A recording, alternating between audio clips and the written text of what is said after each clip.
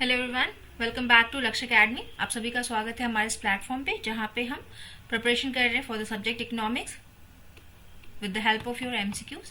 And today's topic is price discrimination and your Cournot's model, है ना। यहीं पे हम किंग डिमांड कर्व भी करेंगे। किंग डिमांड कर्व पे कुछ क्वेश्चंस आते हैं, उनको भी यहाँ पे हम कर लेंगे। दिस इज सेट नंबर 8, है ना। Previously we have dealt with the 7 sets, है ना, and each set is containing your 25 question, है ना। हर सेट आपका 25 क्वेश्चन का रह रहा है और 7 सेट हम ऑलरेडी कर चुके हैं, है ना। आज की क्लास के बाद आपके 200 एमसीक्यूज यहाँ पे कंप्लीट होते हैं, ठीक। And we are running in the unit 4, है ना। हमने यहाँ पे आपका कंज्यूमर बिहेवियर पे बेस्ड कुछ चीजें जैसे आईसी कर्व वगैरह, है ना, बजट लाइन वगैरह पे आपके क्वेश्चंस किए हैं। फिर आपके प्रोड्यूसर बिहेवियर पे किया है हमने, पीपीसी क्या होता है, आपका अपॉर्चुनिटी कॉस्ट क्या होता है, इकोनॉमिक्स क्या है, परिभाषा क्या है, किन किन लोगों ने परिभाषा दी है, किस परिभाषा को किस नाम से जानते हैं, है ना। तो ये सारी कुछ चीजें हमने कवर की हुई है ना। तो देख लेंगे, जो भी स्टूडेंट्स नए हैं, है ना, तो थोड़ा पीछे से फॉलो कर लेंगे, आप उसको देख लेंगे। डेली शाम 7 बजे हम ये क्लास करते हैं, है ना। मे बी कभी कभी मिस हो जाए बट कंटिन्यूएशन में रहेगा ये, है ना। तो उसको हम देख लेंगे। और क्लास स्टार्ट करने से पहले ये हमारा ऐप है लक्ष्य अकेडमी का, है ना। तो यहाँ पे जाके आप वीकली टेस्ट वगैरह या फिर जो प्रीवियस ईयर क्वेश्चंस है उसको आप यहाँ से कर सकते हैं, ठीक है। ऐप को डाउनलोड कर लेंगे और प्रैक्टिस के लिए इट विल बी गुड कि यहाँ पे प्रैक्टिस करने को आपको मिल जाएगा, है ना। इंस्टॉल करने का प्रोसीजर पूरा आपका दिया हुआ है यहाँ पे। अगर किसी स्टूडेंट को पेड बैचेस खरीदनी है तो उसके लिए इन्फॉर्मेशन आपके पास ये रही। Syllabus, live and recorded classes, PDF notes downloadable format में, प्लस इंग्लिश में, हिंदी इंग्लिश दोनों में आपको मिल जाएगा। And questions for your practice. WhatsApp number दिया है, अगर आपको किसी भी तरीके की समस्या होती है, कोई भी प्रॉब्लम आती है ना, तो आप यहाँ से क्वेरी कर सकते हैं, ओके। एंड कोड अगर आप लगाते हैं बिहार तो आपको 1500 का ऑफ मिलता है। For purchasing the batch, link is in the description box, वहां पे जाके आप परचेजिंग कर सकते हैं, ठीक है। कमिंग टू आवर क्लासेस, हम अपने क्लासेस की अगर हम बात करें तो सबसे पहला क्वेश्चन स्टार्ट करते हैं। सबसे पहला क्वेश्चन आपका क्या कहता है? The first question is about price discrimination is possible only when the firm is what. कीमत भेदभाव तभी संभव होता है जब फर्म परफेक्टली कॉम्पिटिटिव हो, है ना। हमने देखा कि जो आपके मार्केट के स्ट्रक्चर्स हैं, है ना, पहले एक बार थोड़ा सा कि मार्केट के जो स्ट्रक्चर है उसमें आपका मेनली क्या आता है? परफेक्ट कंपटीशन आता है, मोनोपोलिस्टिक कंपटीशन आता है, पूर्ण प्रतिस्पर्धा, है ना, एकाधिकार प्रतिस्पर्धा का बाजार। फिर आपका आता है ओलिगोपोली, है ना, जहाँ पे फ्यू सेलर्स, आपको कुछ सेलर्स मिलेंगे और लार्ज नंबर ऑफ बायर्स मिलेंगे। उसी में एक डुओपोली आता है, डुओपोली जहाँ पे 2 ही सेलर होंगे आपके, है ना, 2 ही आपके उत्पादनकर्ता या फिर प्रोड्यूसर्स होंगे। और एक फाइनल आता है मोनोपोली, जहाँ पे एक ही आपका उत्पादन करता है, एक ही सेलर है, and the buyers are in huge amount. तो ये आपकी विभिन्न बाजार संरचनाएं थी। उसी पे बेस्ड ही आपका प्राइस डिस्क्रिमिनेशन है कि प्राइस विभेदीकरण, है ना, कि अगर हम एक ही प्रोडक्ट के लिए डिफरेंट प्राइस चार्ज करना चाहें, है ना, उत्पाद एक ही है लेकिन हम प्राइस अलग अलग चार्ज कर रहे हैं, तो उसको किस तरीके से पॉसिबल किया जा सकता है ना। ये कैसे प्राइस भेदभाव कैसे पॉसिबल होता है, आपको उसको देखना है। तो price discrimination is only when the firm is perfectly competitive अगर होगा तब किया जा सकता है। मोनोपोली और डोमिनेंट फर्म हो तब किया जा सकता है। ऑपरेटिंग एट जीरो प्रॉफिट, वो फर्म करेगी जो जीरो प्रॉफिट पे ऑपरेट कर रही है, या फिर वो फर्म करेगी जो होमोजीनियस प्रोडक्ट, जहाँ पे उत्पाद जो है एक ही समान, एक ही तरीके का उत्पाद है, कोई भी कम ज्यादा उत्पाद में फीचर्स नहीं है, तब ये संभव है। कब संभव है आपका?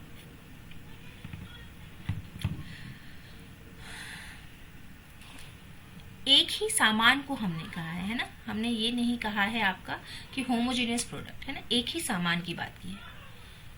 होमोजीनियस प्रोडक्ट का मतलब हो गया कि आपका हर बाजार के पास वही, हर दुकान के पास वही सामान है ना। दोनों में अंतर है थोड़ा जी। बेस द करेक्ट आंसर कि एकाधिकार या मुख्य प्रमुख फर्म हो तो वहां पे यहाँ प्राइस डिस्क्रिमिनेशन किया जा सकता है। नेक्स्ट क्वेश्चन नंबर 2 कहता है कि which of the following is not required for price discrimination. कीमत में भेदभाव के लिए निम्नलिखित में से क्या जरूरी नहीं है? मार्केट पावर, आपका मार्केट की power, ability to separate the markets, बाजार को सेग्रीगेट करना, है ना, सेगमेंट से बांटना, सेग्रीगेशन करना मार्केट का। No resale between the buyers के बीच में कोई रीसेलिंग नहीं होगी कि एक बायर ने खरीदी और फिर उसको दूसरे बायर को बेच दी, ऐसा अगर आपका नहीं हो। या फिर identical elasticity of demand in both the markets.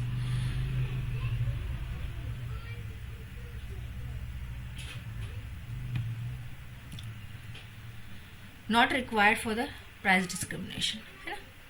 देखिए इन सब जगह पे जहां पे आपके पास मार्केट की पावर है ना, आपको पावर है, वहां पे आप विभेदीकरण कर सकते हैं। Ability to separate the markets, जहां पे आप बाजार अलग कर सकते हैं ना, जैसे कि हम अपर क्लास के लिए अलग मार्केट बना दे, है ना, लोअर क्लास के लिए अलग बना दे, मिडिल क्लास के लिए अलग बना दे, तो वहां पे हम प्राइस कर सकते हैं। यहाँ भी डिस्क्रिमिनेशन पॉसिबल है, यहाँ भी भेदभाव पॉसिबल है, यहाँ भी हम भेदभाव कर सकते हैं ना। जैसे कि हमने होलसेल मार्केट से कोई सामान उठाया और उसको रिटेल में बेचा, तो हमने वही सामान, आपका क्या है, यहाँ पे ये भी बायर है, इसने मैन्युफैक्चरर से खरीदा, और ये भी बायर है, इसने होलसेलर से खरीदा, तो दोनों ही बायर्स है ना, और रीसेलिंग हो रही है।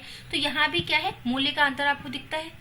तो इस तीसरे वाले केस में भी पॉसिबल है। लेकिन आइडेंटिकल इलास्टिसिटी ऑफ डिमांड, ऐसा बाजार जहां पे आइडेंटिकल इलास्टिसिटी हो, है ना, यानी कि आइडेंटिकल इलास्टिसिटी का मतलब क्या है कि कोई लोच ही नहीं है, एक जैसी लोच मतलब कोई लोच नहीं, समान लोच, तो वैसे बाजार में आपका जो है डिस्क्रिमिनेशन पॉसिबल नहीं हो पाता है ना, ये हमको जरूरत नहीं है ना। बट हमको कैसा बाजार चाहिए, ऐसा इन आइडेंटिकल इलास्टिसिटी हमको चाहिए, है ना, इन इलास्टिसिटी हमको चाहिए जनरली। ठीक, नेक्स्ट आएंगे आप, charging every consumer the maximum they are willing to pay, कब पॉसिबल हो जाता है। आपने देखा, आप अगर प्राइस डिस्क्रिमिनेशन को पढ़ेंगे तो एक तो आपको पता है, एक तो आपको बात पता होनी चाहिए कि होता क्या है। सबसे पहली, जब आप इसके नोट्स बनाएंगे, जब इस टॉपिक को आप स्टडी करेंगे, तो आपको देखना है कि व्हाट इज प्राइस डिस्क्रिमिनेशन, होता क्या है, ये कहाँ संभव है, किन किन स्थितियों में संभव है, किन स्थितियों में संभव नहीं है, ये दो बातें आप लिखेंगे। देन तीसरी बात आप लिखेंगे कि इसके टाइप्स क्या हैं। तो ये 3 डिग्रीज में आता है ना, first degree, second degree and third degree. तो वही डिग्रीज के बारे में हमसे पूछ रहा है कि अगर हम कोई ऐसा कंज्यूमर है जिससे वो जितना दे सकता है, जितनी उसकी कैपेसिटी है, उस हिसाब से अगर हम प्राइसिंग करते हैं, तो उसको कौन से लेवल का, कौन से डिग्री का प्राइस डिस्क्रिमिनेशन बोलते हैं हम। This is second degree price discrimination, first degree price discrimination, third degree, या फिर आपका uniform pricing.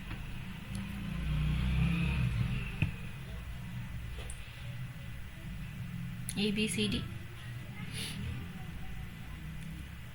This is your first degree discrimination, है ना, कि फर्स्ट डिग्री का डिस्क्रिमिनेशन है कि जितना वो दे सकता है हम उतना उसे ले लेंगे। जैसे सुपरमार्केट्स वगैरह आपके हैं, है ना, वही चीज आपको नॉर्मल, जो अगर मान लीजिए फॉर एग्जांपल अगर आपको वेजिटेबल्स खरीदने, वही जाके आप स्पेंसर वगैरह में किसी मॉल से वही सब्जी खरीदिए और वही सब्जी आप नॉर्मल मंडी से खरीदिए, तो उसमें बहुत ज्यादा अंतर आपको देखने को मिलेगा। तो इसी तरीके की, जब हम मतलब मान लीजिए हायर क्लासेस के लिए जो बना रहे हैं, तो जितना कंज्यूमर देने के लिए तैयार है ना, और उस लेवल का अगर हम प्राइस चार्ज करते हैं, तो उसको फर्स्ट डिग्री प्राइस डिस्क्रिमिनेशन हम बोल देते हैं, है ना।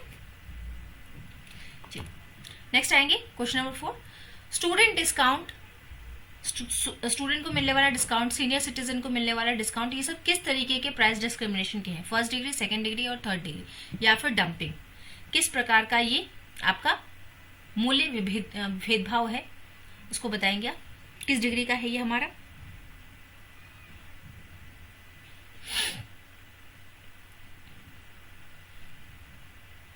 ये क्या है हमारा, जी, जो लोग सी आंसर दे रहे हैं दे आर करेक्ट, ये तीसरे डिग्री का है ना। देखिए जैसे कि डिग्रीज अगर देखिए, तो फर्स्ट डिग्री क्या कहता है आपको, फर्स्ट डिग्री कहेगा कि जितना ले सकते हो उतना एक्सट्रैक्ट कर लो, है ना, उसी उत्पाद के लिए आप उसी को मंडी में 50 रुपए में बेचो और स्पेंसर में ला करके उसको 200 रुपए का बेच दो आप, है ना। तो ये फर्स्ट डिग्री हो गया। दूसरा आपका आता है, दूसरा में हम क्या करते हैं, दूसरे में हम क्वांटिटी बेस्ड कर देते हैं, है ना, कि आप जितना ज्यादा खरीदेंगे उतना सस्ता आपको मिलेगा। थर्ड वाले में क्या हो जाता है, थर्ड डिग्री में आपका कि आप डिस्काउंट्स देने पे आ जाते हो, है ना, कि हम आपको डिस्काउंट देंगे, है ना, कि स्टूडेंट को डिस्काउंट दे दिया, ग्रुपिंग बार्स करके हमने डिस्काउंटिंग कर दी, तो that is your third degree discrimination, है ना। ये एग्जाम्पल्स हैं आपके। नेक्स्ट देखिए, ब्लॉक प्राइसिंग आ गया, इसी को हम ब्लॉक प्राइसिंग कहते हैं। कि ब्लॉक प्राइसिंग में हमने क्या किया, जैसे कि लोग बोलते हैं ना कि आलू जैसे कि आपका कि 1 kg खरीदेंगे तो 25 रुपए का, 2 kg खरीदेंगे तो आपका क्या है 40 रुपए में हम दे देंगे, तो दैट इज ब्लॉक प्राइसिंग। तो ये ब्लॉक प्राइसिंग कब चलती है आपकी, first degree, second degree, third degree या आर्बिट्रेज? सेकेंड डिग्री है ना, अभी हमने बात की। तो ब्लॉक प्राइसिंग वगैरह जो है ये कहाँ चलता है हमारा, आपका ये चलेगा आपका सेकेंड डिग्री वाले में, है ना। कह रहे हैं कि dumping in international trade is a form of what? अंतरराष्ट्रीय व्यापार में डंपिंग एक प्रकार है फर्स्ट डिग्री डिस्क्रिमिनेशन का, थर्ड डिग्री प्राइस डिस्क्रिमिनेशन का, सेकेंड डिग्री या प्रीडेटर प्राइसिंग का। किसका उदाहरण है बताएंगे? थर्ड डिग्री है जी, क्योंकि यहाँ पे क्या है, एक तरीके की डिस्काउंटिंग है कि वो अपने यहाँ का माल सस्ते में बेच रहे हैं, तो सस्ते में जब भी हम बेचते हैं तो वो क्या है, थर्ड डिग्री का एकदम लास्ट स्टेज है कि हम अपने सामान को क्या है सस्ते में निकाल रहे हैं, है ना। अब वो कुछ भी रीजन हो सकता है, हमारा प्रोडक्ट डिफेक्टिव है, हमको जल्दी निकालना है ना, तो कोई भी रीजन हो सकता है। तो जब हम अपने प्रोडक्ट का दाम सबसे सस्ता रखते हैं दैट इज थर्ड डिग्री, और जब सबसे हायर रखते हैं that is your first degree, in between second degree, ठीक है। नेक्स्ट आएंगे, under the third degree price discrimination price is higher in the market with. Third degree price discrimination के तहत किस मार्केट में कीमत ज्यादा होती है? कौन से वाले मार्केट में हम प्राइसेस ज्यादा रखेंगे? जहां पे हाई इलास्टिसिटी है ना, ज्यादा लोच है आपकी, लोअर इलास्टिसिटी है, जीरो इलास्टिसिटी है, या फिर जहां पे इक्वल इलास्टिसिटी है। हायर इलास्टिसिटी का मतलब क्या कि प्राइसेस को अगर हमने ज्यादा रखा तो हमारी डिमांड कम हो जाएगी, है ना। दूसरा है लोअर इलास्टिसिटी, अगर हमने प्राइसेस को कम भी किया या ज्यादा भी किया तो उतना ज्यादा प्रभाव नहीं पड़ेगा, है ना। तो यही वाला आंसर है हमारा, ठीक। अगर बाजार हमारा ऐसा है जहां पे लोच जो है वो कम है तो वहां पे हम चार्ज कर सकते हैं हायर, लेकिन अगर हम हायर इलास्टिसिटी वाले मार्केट में ऐसा करने जाएंगे, ऐसा बाजार जहां पे लोच बहुत ज्यादा है कि कीमत बढ़ने के साथ डिमांड घट जाएगी, यही लोच है आपका, है ना, तो वहां पे हम सक्सेसफुल नहीं हो पाएंगे। तो हमको ऐसे बाजार में जाना है जहां पे आपका क्या है कि इलास्टिसिटी लोअर हो, कि अगर हमने प्राइसेस कम भी किए तो भी हमारी डिमांड पे उतना प्रभाव ना पड़े।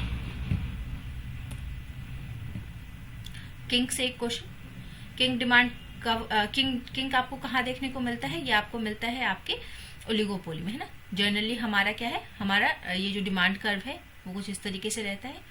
यहाँ पे क्या है आपका, प्राइसिंग की बात करें, डिमांड की बात नहीं करें, अगर हम इसकी प्राइसिंग की बात करें तो इसमें हमको प्राइसेस में क्या है थोड़ा हल्का सा किंक देखने को मिलता है। ये रहा किंक, है ना, जहां से वो ऐसे जनरली प्राइस कर्व आपका इस तरीके से आ जाता है स्मूथली, बट यहाँ जो ओलिगोपोली जब हमको किंक देखने को मिलेगा तो ये कुछ तरीके से एक बोलते हैं ना कोनी टाइप का निकला होता है, तो एल्बो, है ना, एल्बो टाइप का कुछ हमको स्ट्रक्चर दिखता है, दिस इज द किंक, है ना। कहाँ देखने को मिलता है? जनरली ओलिगोपोली में। तो आपसे कह रहे हैं कि किंक अकर्स एट, किस जगह पे, ये जो हमने कहा ये किंक है, ये किस स्थान पे आपको देखने को मिलता है? Minimum of AC, intersection of AC and MR, prevailing market prices, या फिर मोनोपोली प्राइस। देखिए ये दोनों तो कॉस्ट वाला आ रहा है, तो ये तो आप ऐसे एलिमिनेट कर देंगे। अभी हमने बात क्या की कि ये प्राइस में, आपके प्राइस के केस में देखने को मिलता है ना। किंक जो है आपका प्राइस कर्व में आपको देखने को मिलेगा। तो दो बचते हैं आपके प्राइस वाले, इसको भी हटा दीजिए क्योंकि हमने अभी बताया आपको कि ये ओलिगो वाला है ना। तो हम यहाँ पे मोनोपोली वाले को एलिमिनेट कर सकते हैं, और किंक हमको क्या मिलता है? प्रिवेलिंग मार्केट प्राइसेस पे हमको ये देखने को मिलता है ना, कि जो मार्केट में प्राइस चल रहा है वहीं पे किंक रहेगा, है ना, कि इसी पे आके अटका रहेगा, ना यहाँ से नीचे जाने की कोशिश कर पाता है ना ऊपर जाने की कोशिश कर पाता है ना। चलिए question number 9, arbitrage reduction in the ability to discriminate when. Arbitrage यानी कि थोड़ा बहुत भेदभाव करने की क्षमता को कम करता है जब क्या हो? जब प्रोडक्ट आर पेरिशेबल हो। डिस्क्रिमिनेट, सिंपल सा आप समझिए कि डिस्क्रिमिनेट करने की क्षमता को कौन सी चीज आपकी कम कर देगी? जब आपका सामान जो है वो खराब होने वाला हो, जैसे दूध, फल, सब्जी, फ्रूट्स, है ना। कंज्यूमर कैन रीसेल इजीली, जहां पे कंज्यूमर उसको रीसेल कर सकता है इजीली। हाई ट्रांसपोर्ट कॉस्ट, जहां पे ज्यादा ट्रांसपोर्ट कॉस्ट आएगा। या फिर मार्केट आर आइसोलेटेड, जब आपके बाजार एकदम एक दूसरे से अलग थलग हो, तब कौन सी कंडीशन में यहाँ पे आपकी एबिलिटी टू डिस्क्रिमिनेट जो है वो कम हो जाएगी? when the products are perishable. एकदम सही.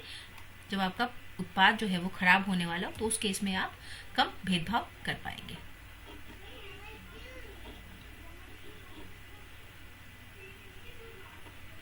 Price discrimination increases the output when. किस स्थिति में प्राइस डिस्क्रिमिनेशन जो है वो आउटपुट को इंक्रीज कर देता है, बताएंगे?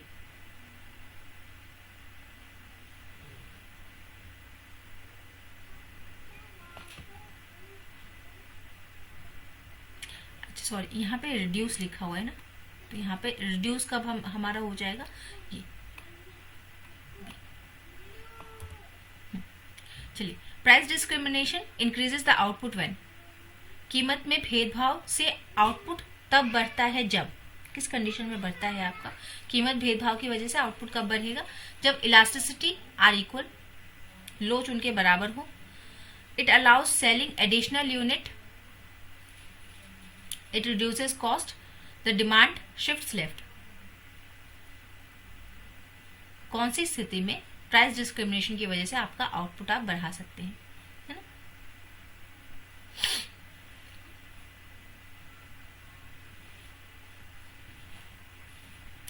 जब it allows selling additional unit, जब यह उस स्थिति में आप कर पाएंगे ऐसा जब यह कम इलास्टिसिटी वाले ग्रुप को अतिरिक्त यूनिट बेचने की अनुमति देता है ना? कि जहां पे आपकी इलास्टिसिटी कम है, लोच कम है, वहां पे जब आप एक्स्ट्रा यूनिट्स बेच पाएंगे तो यहाँ पे क्या है कि आप ज्यादा आउटपुट प्रोड्यूस करेंगे, ज्यादा प्राइजेस चार्ज कर पाएंगे, है ना? और ये कब की स्थिति है? जब आपका यहाँ पे इलास्टिसिटी जो है वो लो है ना? लोच आपकी बहुत कम है कि अगर आप प्राइस को बढ़ाते भी हैं तो भी कोई ज्यादा डिमांड पे असर नहीं पड़ेगा, है ना? मतलब कि क्लोज सब्स्टिट्यूट नहीं होंगे वहां पे. तो उस स्थिति में आपका क्या है, यहाँ पे प्राइस डिस्क्रिमिनेशन की वजह से आप आउटपुट इंक्रीज कर सकते हैं ऐसे मार्केट में जहां पे आपका लोच कम है. नेक्स्ट, फॉर द परफेक्ट, या फिर ये जो फर्स्ट डिग्री है इसी को हम परफेक्ट प्राइस डिस्क्रिमिनेशन भी बोलते हैं. तो कह रहे हैं for the perfect price discrimination consumer surplus become zero, producer surplus increases, output become socially efficient, या ऑल ऑफ द अबव. क्या होगा? फर्स्ट डिग्री में कंज्यूमर सरप्लस जीरो हो जाता है ना? कंज्यूमर सरप्लस हमने क्या देखा था, हमने अपनी क्लासेस में देखा है कि कंज्यूमर सरप्लस का मतलब क्या है कि कंज्यूमर को अगर उतने ही दाम में एक्स्ट्रा यूटिलिटी मिलती है, उसकी टोटल यूटिलिटी जो है वो अगर मैक्सिमम हो जाती है और उसको प्राइस कम देना पड़ता है ना? उसको यूटिलिटी ज्यादा मिल रही है, प्राइस कम देना पड़ रहा है. तो अगर परफेक्ट कॉम्पिटिशन है, परफेक्ट प्राइस डिस्क्रिमिनेशन, यानी कि उससे प्राइस ज्यादा चार्ज किया जा रहा है ना? वो जितना देना चाहता है, यहाँ पे था total utility is greater than your willingness to pay. आप जितना देना चाहते हैं उससे ज्यादा आपको उपयोगिता मिल गई. यहाँ पे क्या है कि आपसे पैसे ज्यादा ले लिए जाए, जितना आप विलिंग कर रहे हैं उतना पैसा आपसे ले लिया जा रहा है. तो यहाँ पे ये जीरो हो गया. बात सही है. प्रोड्यूसर का सरप्लस भी इंक्रीज कर रहा है, प्रोड्यूसर को भी अच्छे खासे पैसे मिल रहे हैं क्योंकि उसका प्रोडक्ट का प्राइस क्या है, हाई है आपका. Output becomes socially efficient, output जो है वो समाज के लिए एफिशिएंट हो जाता है. तो ये सारी ही बातें यहाँ पे उपयुक्त सभी जो बातें हैं वो सभी सत्य हैं कि फर्स्ट डिग्री डिस्क्रिमिनेशन में आपका ये सारी चीजें रहती हैं, है ना? नेक्स्ट आएंगे आपका, ये तो देखते ही लगा देंगे आप. सेकेंड डिग्री प्राइस डिस्क्रिमिनेशन में क्या इन्वॉल्व होता है? Personalised pricing, non linear pricing जिसको कूपन ब्लॉक रेट कहते हैं, ग्रुप प्राइसिंग या डंपिंग. अभी हमने देखा सेकेंड डिग्री क्या है, ब्लॉक प्राइसिंग आपकी रहती है ना, कि अगर आप ज्यादा नंबर ऑफ क्वांटिटी खरीदेंगे तो आपको प्राइस कम देना पड़ेगा, है ना? जितना ज्यादा खरीदेंगे उतना कम आपको प्राइस पे करना पड़ेगा. नेक्स्ट, कुछ कूनो के मॉडल से हम देखेंगे. Kuno model assumes that the firm compete in. Kuno model क्या कहता है आपका, ये एज्यूम करके रखता है कि जो हमारा जो कॉम्पिटिटर है वो same number of output produce करेगा, है ना? उसका जो इक्विलिब्रियम है वो चेंज नहीं होगा. उस हिसाब से ये रणनीति बनाता है. और ये भी हमको कहाँ पे देखने को मिलता है, जैसे हमको किंग डिमांड कर्व जो है आपका ओलिगोपोली में देखने को मिल रहा था, वैसे ही आपका कुनॉट मॉडल जो है ये भी हमको कहाँ देखने को मिलता है, ओलिगोपोली या फिर डुओपोली में. ठीक है, तो ये दो ही केसेस में आपको कुनॉट मॉडल लगेगा जहां पे हम राइवल्स पे ज्यादा ध्यान देते हैं ना. परफेक्ट कंपटीशन में तो आपकी राइवलरी का कोई सीमा ही नहीं है क्योंकि वहां पे large number of buyer and seller है और कोई रेस्ट्रिक्शन नहीं है. मोनोपोली में एक ही सेलर है तो कोई राइवल का केस ही नहीं आता है। मोनोपोलिस्टिक में भी large number of buyer and seller है, वहां भी राइवलरी का कोई काम नहीं है ना। जो आपके प्रतिद्वंदी हैं उनका कोई काम नहीं है। प्रतिद्वंदी आपके आते हैं यहाँ पे ओलिगोपोली एंड डुओपोली में, वहां पे आप अपने प्रतिद्वंदी को देखते हैं कि हमारा प्रतिद्वंदी क्या कर रहा है ना। तो आपको बताना है कि Cournot model assumes firm compete in, किस चीजों में वो कम्पीट करते हैं, प्राइस के मामले में, क्वांटिटी के मामले में, एडवर्टाइजिंग लेवल पे, या फिर प्रोडक्ट वेरिएशन पे। तो जैसा कि हमने कहा कि यहाँ पे एज्यूम करके चलते हैं कि आपका जो कॉम्पिटिटर है वो समान एक कांस्टेंट यूनिट ऑफ आउटपुट बना रहा है ना, वो उसका जो इक्विलिब्रियम है उत्पादन का वो स्थिर है, ये मान के हम चलते हैं। तो यहाँ पे क्या हो जाएगा, क्वांटिटी। जो लोग भी दे रहे हैं B, they are correct. Cournot model assumes, क्या एज्यूम करता है कि फर्म एक साथ कीमतें तय करती हैं, सारी फर्म्स एक साथ कीमतें तय करती हैं, फर्म एक साथ मात्रा तय करती हैं, एक फर्म लीड करती है और दूसरी उसका पालन करती है, या फर्मों की अनंत संख्या है। तो ये तो गलत ही हो गया है ना। बताइएगा इसका क्या आंसर है आपका।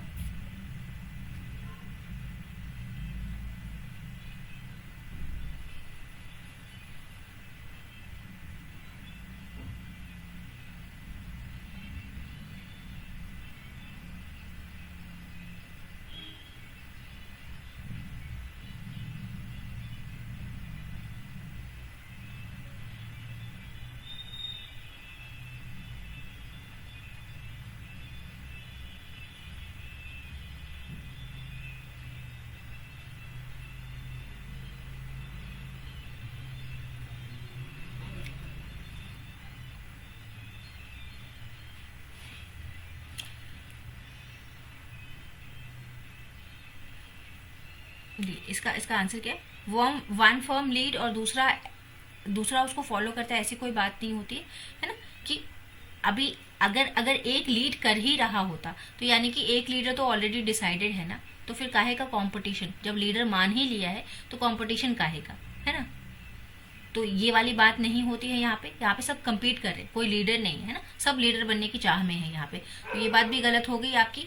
और फर्म सेट प्राइस साइमल्टेनियसली, यहाँ पे प्राइस का कोई खेल नहीं होता, यहाँ पे खेल किसका होता है, यहाँ पे क्वांटिटीज का खेल होता है।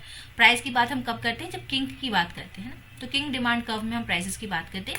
यहाँ पे हम क्या देखते हैं कि फर्म्स जो है फर्म सेट क्वांटिटी साइमल्टेनियसली, फर्में एक साथ मात्रा तय करती हैं और वही मात्रा मान के वो चलती हैं कि इससे ज्यादा जो हमारा कॉम्पिटिटर है वो नहीं बढ़ाएगा, है ना। हम यही एज्यूम करके चलते रहते हैं। तो ये रियलिस्टिक नहीं है, इसलिए इतना ज्यादा यूज नहीं होता है, बट स्टिल हम इसको एज अ थ्योरी पढ़ते हैं। कह रहे हैं कि in Cournot duopoly each firm believes that the rival will do what, उनका प्रतिद्वंदी क्या करेगा। फर्म क्या मान के चलती है कि वो अपनी क्वांटिटी को चेंज कर देंगे, अगर प्राइस चेंज हुआ, बढ़ा या घटा, तो वो अपनी क्वांटिटी भी बढ़ा घटा सकते हैं, ऐसा मानते हैं।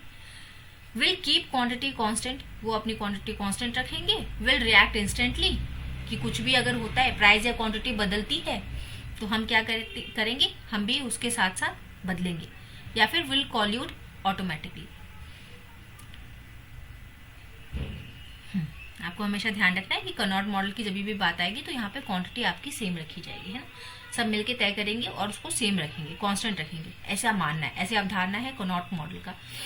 एक और बात याद रखेंगे कि देखिए किंग जो है वो किससे आपका डील करता है, प्राइस से, प्राइस रिजिडिटी से, है ना, कि प्राइस जो है आपका रिजिड रहेगा, स्थिर रहेगा अपनी जगह पे, ना वो ऊपर जाएगा ना नीचे आएगा।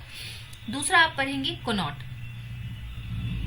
मॉडल क्या कहता है कि क्वांटिटी में बात करेगा ही, क्वांटिटी के संदर्भ में हमेशा बात करता है ये प्राइस और ये क्वांटिटी, और क्वांटिटी कैसी, कांस्टेंट, स्थिर।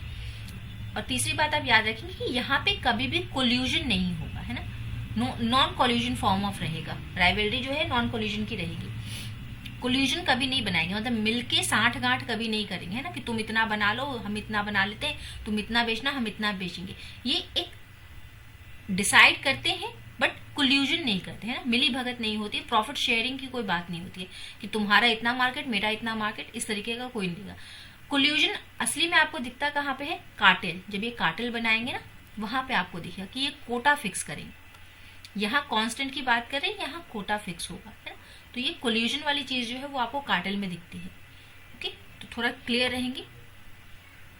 Next, under the king demand curve if MC increases slightly, king demand curve में अगर आपका सीमांत लागत इंक्रीज किया जाए हल्का सा तो क्या होगा? प्राइस राइजेस इंस्टेंटली, जैसे ही आपकी लागत थोड़ी सी इंक्रीज हुई दाम भी आपके बढ़ा दिए जाएंगे तुरंत से। आउटपुट राइजेस शार्पली, आपका उत्पादन बहुत तेजी से बढ़ जाएगा।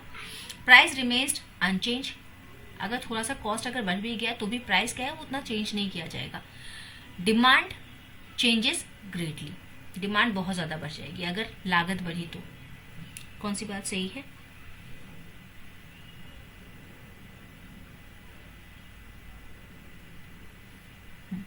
प्राइजेस आपके रिमेन अनचेंज रहेंगे, है, क्योंकि किंग डिमांड का कहना ही क्या है कि प्राइजेस आपकी स्थिर रहेंगी, है ना। तो थोड़ा बहुत अगर सीमांत लागत बढ़ता भी है तो भी आप तुरंत से आप प्राइस चेंज नहीं करेंगे। हाँ, बहुत ज्यादा अगर चेंज होता है लागत में, सीमांत लागत में या फिर औसत लागत में, तो तब हम प्राइस को जरूर बढ़ाएंगे। लेकिन अगर थोड़ा बहुत चेंज हुआ है लागत तो हम तुरंत से प्राइस नहीं बढ़ाते, है ना, हम प्राइस पे स्थिर रहते हैं। क्योंकि अगर हमने प्राइस बढ़ा दी तो कल ये सारी कहानी हमने डिस्कस की है कि प्राइस बढ़ाएंगे तो क्या होगा, घटाएंगे तो क्या होगा, है ना। तो हम यहाँ पे अभी के लिए इतना ही रखते हैं। नेक्स्ट, क्वेश्चन नंबर 18 कहता है कि आउटपुट इन कैनॉट इक्विलिब्रियम, डुओपोली की बात कर रहे हैं, ओलिगोपोली में भी मिलता है, ड्यूओपोली में भी, यहाँ ड्यूओपोली की बात कर रहे हैं। कह रहे output in cannot equilibrium duopoly is, कैसा रहता है उत्पादन, हम कैसा रखते हैं अपना, है? इस मॉडल के हिसाब से जब इक्विलिब्रियम आता है तो हम अपना उत्पादन किस स्टेज पे स्थिर रखते हैं, कहाँ पे आके हम अपना उत्पादन डिसाइड करते हैं। इक्वल टू मोनोपोली आउटपुट, ये तो हो ही नहीं सकता, है ना। हम मोनोपोली का क्यों रखेंगे, हम तो मोनोपोली है ही नहीं तो रखेंगे क्यों उसका।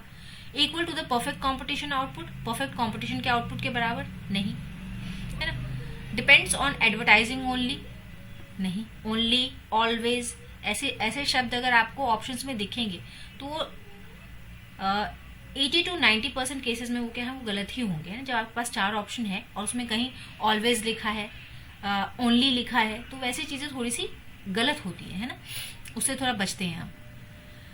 देन थर्ड ऑप्शन कहता है कि between the monopoly and the perfect competition, इस वाले केस में हम क्या करते हैं, आपका मोनोपोलिस्टिक कंपटीशन से नीचे आउटपुट डिसाइड करते हैं और परफेक्ट कंपटीशन से थोड़ा less than monopolistic competition and greater than your perfect competition का आउटपुट रखते हैं, ठीक है, in between them. 19th, king demand curve model explains what, king demand curve वक्र, जो आपका वक्र है वो क्या बताता है ना, कि हाउ प्राइसेस इज सेट, हम प्राइस कैसे सेट करते हैं। वाई प्राइस रिमेन स्टेबल, कि प्राइसेस अपनी जगह पे स्थिर क्यों रहते हैं। कोलिजन क्यों होता है, या फिर मार्जिनल कॉस्ट प्राइसिंग क्या होती है।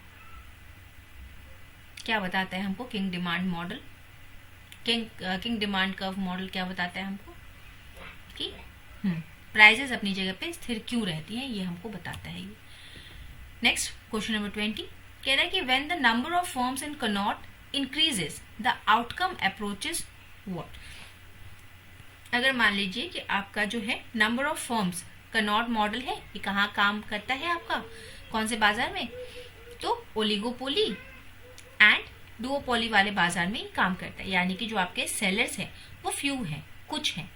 अब सोचिए अगर कुछ की जगह इसमें और बहुत सारे फर्म्स आ जाएं तो ये स्थिति किसकी तरफ जाएगी, मोनोपोली की तरफ चली जाएगी, परफेक्ट कंपटीशन की तरफ चली जाएगी, कोल्यूजन की तरफ चली जाएगी, या बर्टन संतुलन की तरफ चली जाएगी। देखिए ये आपको नहीं पता, बाकी 3 में तो आप निकाल सकते हैं ना।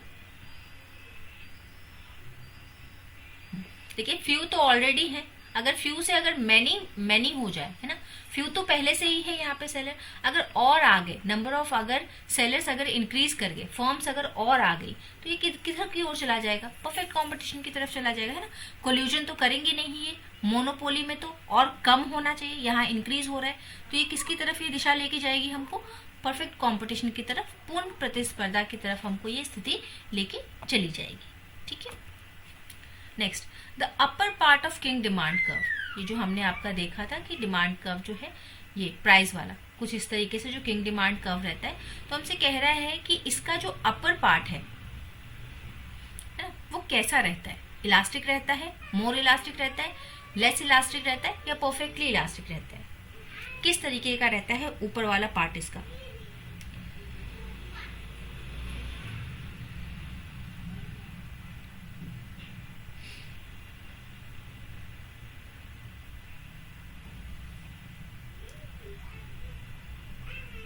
मोर इलास्टिक है ना, upper part is more elastic. अगर अपर पार्ट के लिए पूछे तो वो मोर इलास्टिक है, और नीचे वाला पार्ट जो है आपका लेस इलास्टिक है ना।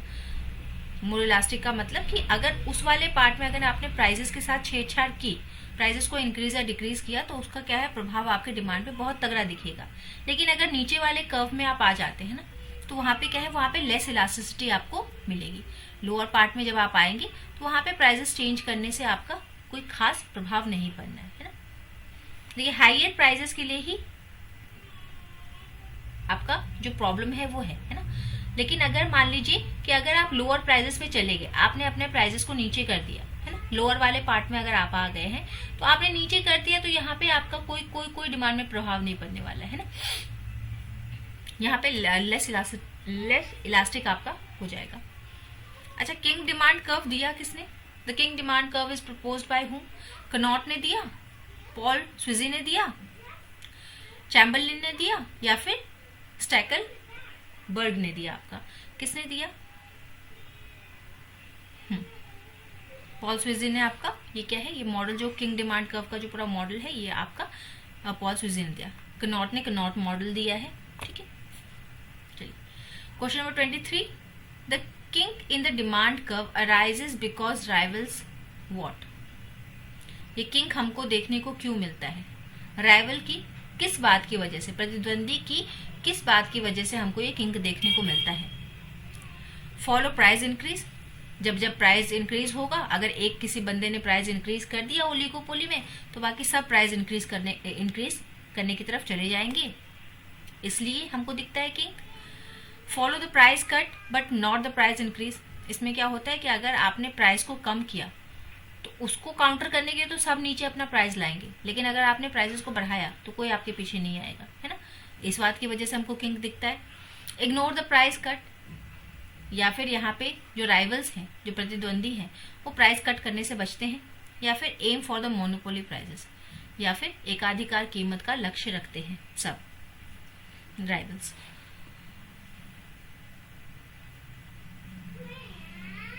सॉरी बताएंगे।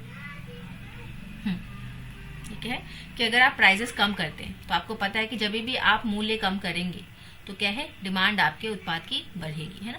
कि हमको वही उत्पाद अगर सस्ते में मिल रहा है तो सब आपकी तरफ आकर्षित होंगे, है ना। लेकिन अगर आपने प्राइस कट किया तो सब उसको फॉलो करेंगे, आपके साथ साथ सब प्राइस कम करेंगे। लेकिन अगर आपने प्राइस बढ़ाया, है ना, तो जैसे आप प्राइस बढ़ाएंगे डिमांड आपकी कम हो जाएगी, तो कोई आपको फॉलो नहीं करेगा, सब अपना प्राइस जितने पे थे उतने पे ही रखेंगे, कोई आपके साथ ऊपर नहीं जाएगा प्राइस बढ़ाने के लिए, है। तो उस केस में आपको लॉस होगा, आपका डिमांड घट जाएगा, और जो निचले प्राइस पे जो बेच रहे, जो कम प्राइसेस पे बेच रहे, उनकी डिमांड इंक्रीज हो जाएगी, है। तो इसी वजह से हमको किंग जो है आपका देखने को मिलता है। सेकेंड लास्ट क्वेश्चन कह रहा है कि in kinked demand curve model the MR curve is what? सीमांत राजस्व का वक्र कैसा होता है? सतत, असतत, क्षैतिज, या फिर आपका वर्टिकल? किस प्रकार का आपको एमआर कर्व दिखेगा? देखिए कर्व से क्वेश्चंस बनते हैं, है ना। तो आप इसका जो है डायग्राम एज अ होमवर्क आप इसको कर लेंगे, ना। थोड़ा सा हिंट मैंने दिया है प्राइजेस के लिए, बाद बाकी आप इसको देखेंगे, है ना। इसका एमआर कैसा बनता है, एमसी कैसा बनता है, होमवर्क थोड़ा सा कर लेंगे आप लोग। ये डिसकंटिन्यूअस रहेगा आपका। Last question, the price rigidity occur because, ना बार बार हम ये बात कर रहे हैं कि जो प्राइस जो है वो स्थिर रहता है, ऊपर जाना और नीचे आना थोड़ा सा असंभव टाइप का रहता है ना, यहाँ पे प्राइस वॉर चलता रहता है आपका। तो कह रहा है कि प्राइस रिजिडिटी क्यों अकर करता है? क्योंकि कॉस्ट फॉल, क्योंकि आपकी लागत गिर जाती है इसलिए, डिमांड गिर जाती है इसलिए, small changes in MC do not change the price, या भी हमने देखा कि थोड़ा सा अगर मार्जिनल सीमांत लागत अगर आपका बढ़ता है तो उससे प्राइजेस चेंज नहीं होती, या फिर गवर्नमेंट रेगुलेशन की वजह से क्यों रहता है आपका।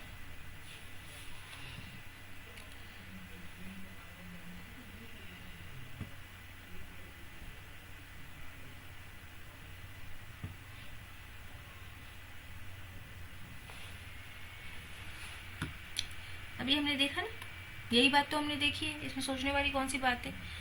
यही बात हमने देखी कि जो थोड़ा सा अगर चेंज हम करते हैं, अगर लागत चेंज भी होती है तो भी क्या है, हम प्राइजेस को चेंज नहीं करते, है ना। तो प्राइस को चेंज नहीं करना है तो रिजिडिटी बताता है आपका, तो this is your correct answer.